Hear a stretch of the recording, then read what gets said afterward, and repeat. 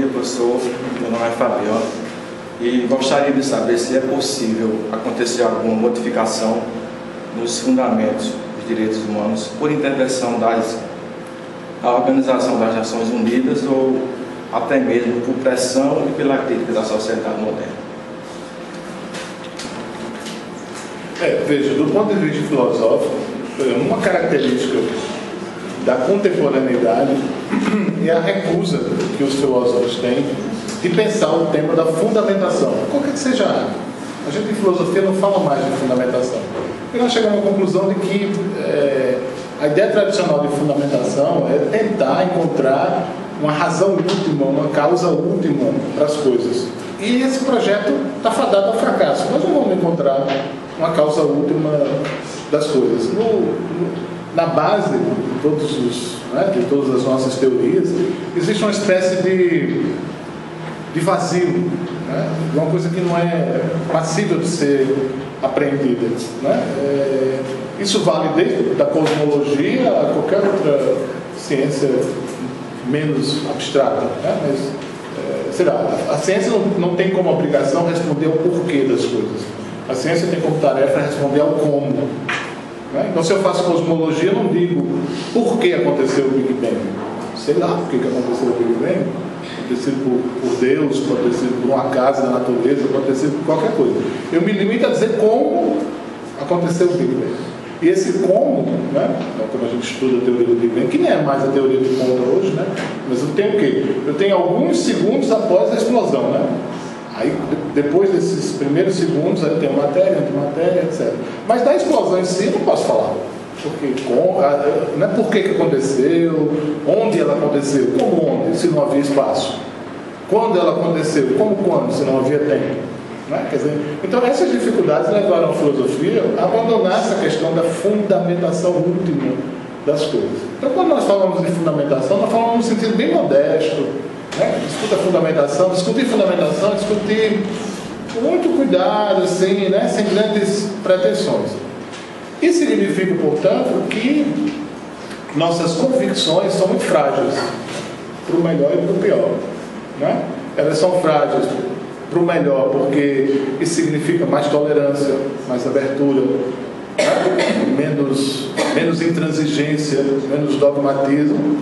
Mas para o pior também significa que elas são convicções que a qualquer momento podem ser solapadas, derrubadas, desconstruídas. Né? Então, os acontecimentos, os fatos, tudo isso interfere decisivamente nesse plano. Né? O que está em curso na realidade, do ponto de vista da realidade, pode sim alterar a fundamentação dos direitos humanos.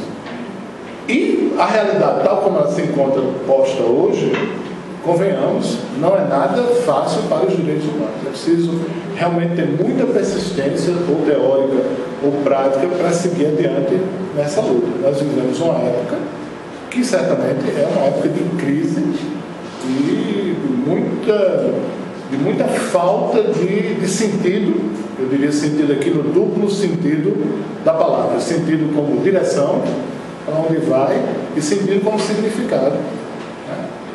Na questão dos direitos humanos. Quer dizer, por quê? Porque nós estamos assistindo aí uma certa reconfiguração política no mundo, política, militar, econômica, né? Que coloca muitas vezes em xeque nossas convicções sobre direitos humanos. Né? Então, por exemplo,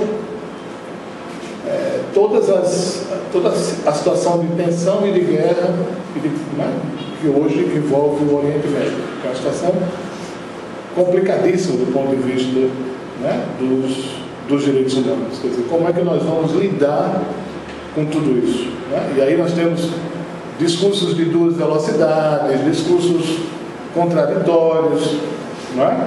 Sem querer tomar partido nesses conflitos, mas veja, por exemplo, o quadro hoje, né, no Oriente Médio é de uma confusão, vamos dizer assim, não é? Você não sabe nem como se posicionar diante de tantas novas alianças, novas configurações, né? Enfim. E uma situação catastrófica do ponto de vista humanitário. Não é? Quer dizer, nós temos quantos mortos na guerra da Síria, que já entra para o seu 3º ano. Né? Um número assustador. Né? Enfim, agora o conflito na faixa de Gaza. Quer dizer, onde existe combustível fóssil, produção de combustível fóssil nesse planeta, há um conflito militar. Seja na Ucrânia, seja na Oriente Médio. E uma incapacidade da ONU e de seus aliados, dos seus braços, em lidar com esses conflitos, em evitá-los ou em interferir quando eles já ocorrem, né? Ou um poder de intervenção que muitas vezes, como diz Danilo Zola, é questionável do ponto de vista, né, do que ele significa, né? Veja que nossa época é prodigiosa na criação de expressões que são absurdas, de expressões que não significam nada. A gente fala de guerra humanitária, por exemplo. Como assim uma guerra humanitária? Não é estranho isso? Como uma guerra pode ser humanitária? Mas nós fizemos, da década de 90 para cá, diversas intervenções, entre aspas, consideradas humanitárias, no Kosovo, por exemplo, na antiga Iugoslávia, né? Então, a gente tem uma crise muito grande do ponto de vista dos direitos humanos com essa configuração mundial. O problema da imigração, que eu mencionei no início dessa nossa conversa aqui, é outro problema dificílimo do ponto de vista dos direitos humanos. Quer dizer, você tem diariamente barcos e barcos, né, que tentam atravessar a costa do Mediterrâneo, vindo da África para a Europa, em especial para a Itália, trazendo imigrantes, né, ilegais, clandestinos. Esses imigrantes são colocados em centros de detenção, não é? Enfim, não têm seus direitos básicos respeitados, né? Não são tratados como sujeitos ou como humanos, né? Mas como, sei lá, menos humanos ou menos sujeitos do que outros. Nós temos hoje um problema sério de imigração de crianças nos Estados Unidos, não sei se vocês já acompanharam isso pela mídia, né? Então, os desafios são, né, de grande monta, né? E nossas convicções são a cada dia mais frágeis em relação aos direitos humanos, né? Quer dizer, como enfrentar, por exemplo, todo um discurso de relativismo moral, né, que campeia a sociedade contemporânea, né, de que não há valores universais, de que não há valores superiores ou inferiores, mas tudo é relativo, né? Cada cultura é a expressão de um modo de vida tão legítimo quanto o outro, né? Então tudo isso põe problemas sérios para a fundamentação dos direitos humanos.